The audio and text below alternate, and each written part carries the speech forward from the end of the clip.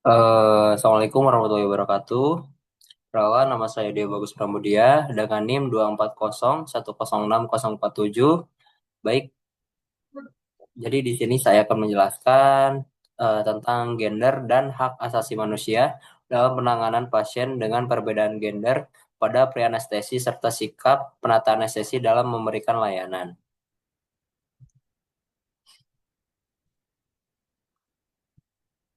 Jadi untuk tujuan pembelajaran pada materi ini yaitu memahami konsep dasar hak asasi manusia, menghubungkan gender dan hak asasi manusia, mengidentifikasi kerentanan pasien, menentukan sikap profesional penata anestesi, dan yang terakhir mendorong penerapan etika klinis berbasis hak asasi manusia.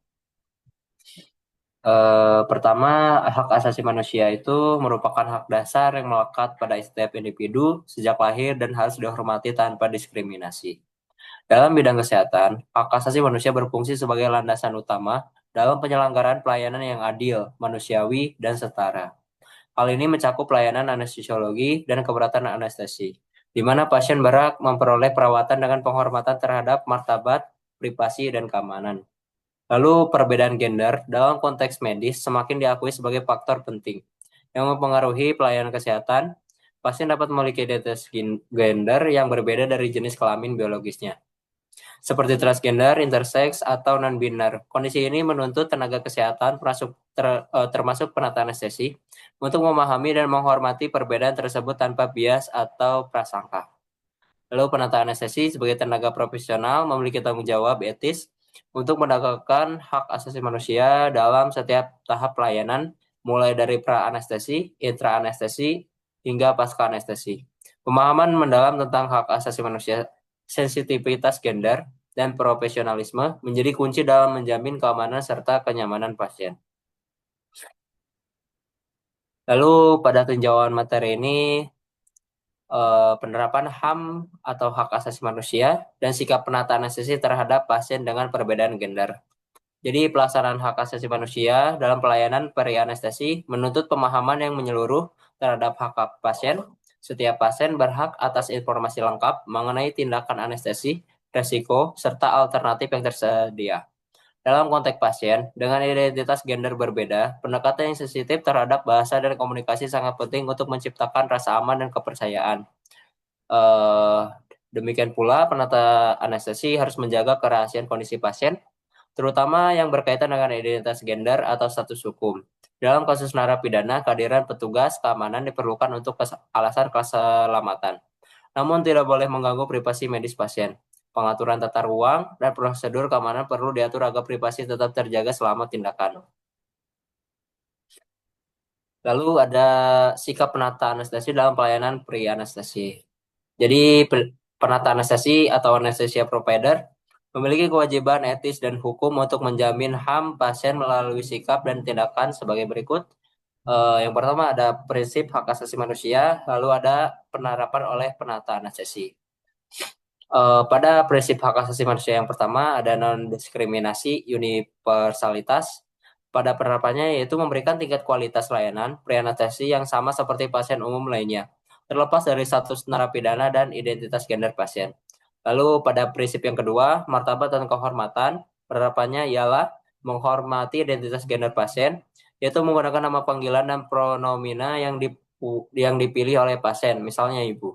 Jika pasien transgender perempuan mengidentifikasi diri sebagai wanita. Menghindari pertanyaan atau komentar yang tidak relevan secara klinis, bersifat menghakimi atau merendahkan. Lalu pada prinsip yang ketiga ada privasi dan kerahasiaan.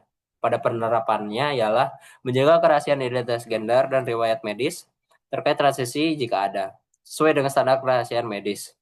Lalu yang keempat ada informed consent. Penerapannya ialah memastikan pasien narapidana memberikan persetujuan anestesi secara sukarela, sadar, dan tanpa paksaan atau otonomi. Mengkomunikasikan risiko anestesi dengan bahasa yang mudah dipahami tanpa menggunakan status narapidana sebagai alat paksa. Yang terakhir, prinsip hak asasi manusianya ialah profesionalisme dan empati. Pada penerapan oleh penata anestesinya yaitu bersikap netral dan profesional. Penata anestesi harus mampu memisahkan keyakinan pribadi Dari kewajiban profesional dan perhatian empati harus diberikan secara tulus, mengakui kerentanan fisik dan psikologis pasien lingkungan pre-anestesi. Lalu yang kedua ada isu gender pada narapidana atau pasien perbedaan gender. Jadi pada pasien narapidana adalah kelompok rentan karena status hukum mereka membatasi otonomi dan kebebasan mereka. Jadi pasien dengan perbedaan gender, misalnya wanita, transgender yang secara biologis berjenis kelamin laki-laki, menghadapi kerentanan ganda. Contohnya seperti yang pertama ada pelanggaran martabat dan privasi, lalu yang kedua ada diskriminasi dalam perawatan, lalu yang ketiga ada informed consent yang dipaksakan. Jadi sikap seorang pendata harus berlandaskan pada prinsip pasien adalah manusia dan kebutuhan klinis di atas segala-galanya. Semua tindakan harus berfokus pada keselamatan, kenyamanan, dan perlindungan martabat pasien. Lalu ada hak asasi dalam pelayanan kesehatan. Jadi hak asasi manusia dalam konteks kesehatan diatur dalam International Covenant on Economic, Social and Cultural Rights. Jadi pada pasal 12 yang menegaskan hak setiap orang untuk memperoleh standar kesehatan tertinggi yang dapat dicapai. Jadi di Indonesia hal ini diperkuat oleh Undang-Undang Nomor 36 Tahun 2009 tentang Kesehatan dan Undang-Undang Nomor 39 Tahun 1999 tentang hak asasi manusia.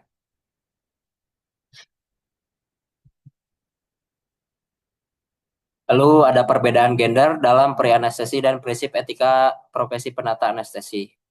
Jadi perbedaan gender mencakup aspek biologis, psikologis, dan sosial yang mempengaruhi penata laksanaan anestesi. Secara biologis, perbedaan hormon antara laki-laki dan perempuan mempengaruhi farmakokinetik dan farmakodinamik obat anestesi. Penelitian oleh Philip Pescu dan kawan-kawan lalu menunjukkan bahwa wanita memiliki sensitivitas lebih tinggi terhadap beberapa agen anestesik serta waktu pemulihan yang lebih cepat namun lebih rentan terhadap nyeri pasca operasi. Jadi sementara itu pada pasien transgender terapi hormon seperti estrogen atau testosteron dapat mempengaruhi metabolisme obat, fungsi hati serta resiko pembekuan darah. Jadi secara psikologis, pasien transgender sering mengalami kecemasan terkait penerimaan identitasnya di lingkungan medis. Ketidakpekaan staf kesehatan terhadap identitas gender dapat menyebabkan tekanan emosional. Oleh karena itu, penata anestesi harus memperlakukan pasien sesuai identitas yang diakui, menggunakan nama panggilan dan kata ganti yang sesuai serta memberikan ruang privasi yang aman selama prosedur medis. Pada prinsip dasarnya, etika kedokteran menjadi acuan dalam praktik anestesi meliputi BDPH atau berbuat baik, jadi mengutamakan keselamatan dan kesejahteraan pasien. Lalu yang kedua ada non-malefits, tidak merugikan, yaitu menghindari tindakan yang menimbulkan kerugian atau mempermalukan pasien. Justice, yaitu memberikan pelayanan yang setara bagi seluruh pasien tanpa memandang latar belakang. Lalu yang keempat ada autonomi kemandirian, menghormati hak pasien untuk menentukan keputusan medisnya sendiri. Jadi penataan anestesi harus mampu menyeimbangkan keempat prinsip tersebut dalam menghadapi pasien yang memiliki perbedaan gender atau status narapidana dengan tetap memegang teguh profesionalisme dan netralitas. Baik, jadi kesimpulan pada materi ini yaitu kesetaraan gender dan penegakan hak asasi manusia adalah satu kesatuan yang tidak terpisahkan dalam pelayanan kesehatan. Bagi penata anestesi, peran ini bukan hanya sekedar keterampilan teknis klinis, tetapi juga implementasi etika yang menjunjung tinggi universalitas hak asasi manusia. Penerapan hak asasi manusia dalam pelayanan peri-anestesi merupakan fondasi penting untuk menjamin keselamatan dan martabat pasien. Perbedaan gender, baik secara biologis maupun sosial, mempengaruhi aspek klinis dan psikologis pasien sehingga membutuhkan pendekatan pelayanan yang individual, empatik, dan non-diskriminat.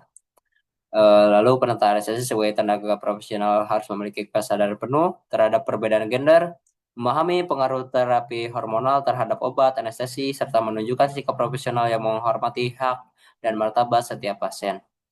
Pelayanan anestesi yang berbasis hak asasi manusia tidak hanya meningkatkan keselamatan pasien, tetapi juga mencerminkan tanggung jawab moral profesi kesehatan dalam menegakkan nilai-nilai kemanusiaan universal. Baik, sekian presentasi dari saya. Mohon maaf bila ada kekurangan atau salah. Kurang lebihnya mohon maaf. Assalamualaikum warahmatullahi wabarakatuh. Terima kasih.